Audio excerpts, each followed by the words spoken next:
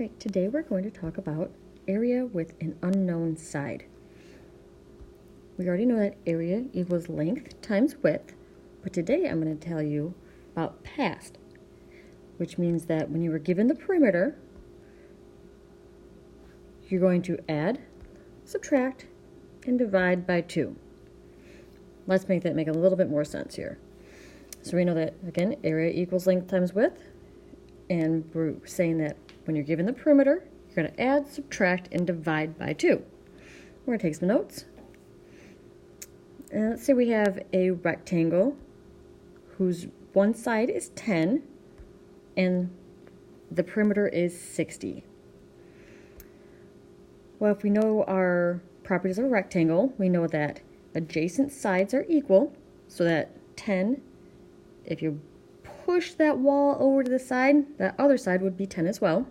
And the top and the bottom are equal to each other as well. That's why there's the 1 dash and then the 2 dashes. So those blue dashes are equal and those orange dashes are equal to each other as well.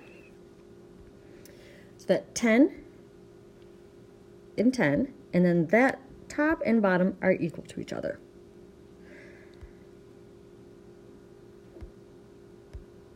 Our first step is we're going to add the known sides together. I know it says no, the known sides together. So we're going to say 10 plus 10 equals 20. Our next step is to subtract. So we're going to subtract that sum from the known perimeter.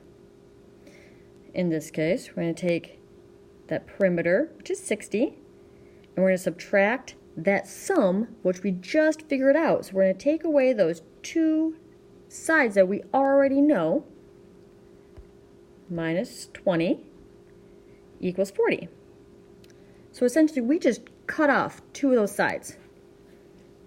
And we're going to divide by 2 because we have the top and the bottom, which we know are the same, but right now they're all combined into that 40. So we're going to divide that difference, so that difference, that 40, by 2 to get the length of one of the sides. So we're going to take that 40 divided by 2 is 20. So now we know that our perimeter is 10, 20, 10, and 20. Which you add those all up, it equals 60. So we know that we are good there. But we have to figure out the area. Area is length times width. So we're going to calculate the area by multiplying length times width. 10 and 20 are length and width. So we're going to say 10 times 20 is 200. In this problem, our area is then 200. I know I did not put a unit of measure, so it's just plain old 200 for right now.